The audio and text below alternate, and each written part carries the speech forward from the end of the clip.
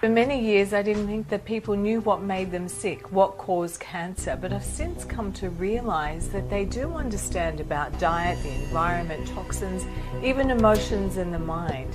But it's just too hard for them to change, to become responsible and become proactive participants in changing their lives. We're in the middle of a giant health epidemic here in the United States and to a lesser extent in the world. I mean, just look around.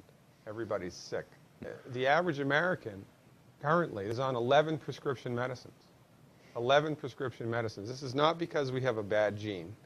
This is not because we've been cursed by God. It's because we are all unwittingly eating food that's hurting us because we've had no prudent, good, science-based, clinically verified counsel about what's good food and what's bad food. And most importantly, everybody in the United States is undernutrified, and here's why. My colleague, Dr. Wallach, from 70 to 82, was in charge of $25 million of federally funded research. His research unequivocally proved that the human body has 91 essential nutrients. There are 91 essential nutrients that must be imported into the body every day. 91.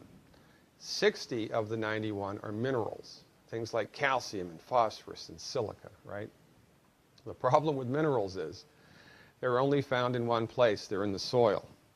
Or sometimes they're in the water, but if they're in the water, they're there because they've washed into the water from the soil. The problem is there's no place in the United States, because of agricultural farming and also just because of Mother Nature's geology, that all 60 minerals exist. So the body needs 60, 6-0. So if this is how much nutrition the human body needs to be healthy every day, this is how much that's in our food. And then the stress of life whittles away at our reserves and something breaks. And so the doctors, who, let's be fair, very, very often go into medicine with a desire to help people get well, don't even understand how much of what they're doing is harming their patient more than helping it. Something's terribly wrong when you treat cancer, the most deadly disease, and your hair falls out and you regurgitate, you vomit. This is astounding. This is truly medieval. Many years from now, people look back at this time and wonder what kind of Neanderthals we were. We are. Cancer isn't even the enemy. You find out that people in the United States and developed countries who are treated for cancer don't even die of cancer. They die of the treatment of cancer. We get greater toxic exposure from within our house than from without our house. So think about that.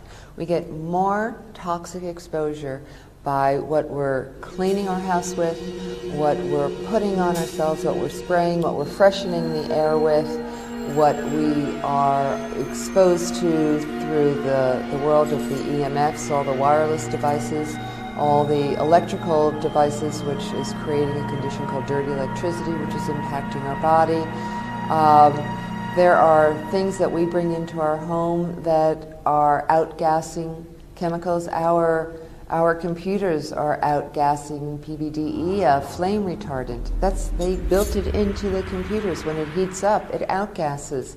Who has not heard that fast food is highly toxic and 100% related to all degenerative diseases, lives either in a cave or is so numbed by all the toxins that they don't realize the danger anymore. Everybody eats food, and none of us eat a perfect diet, and eventually it catches up with us. You are what you eat.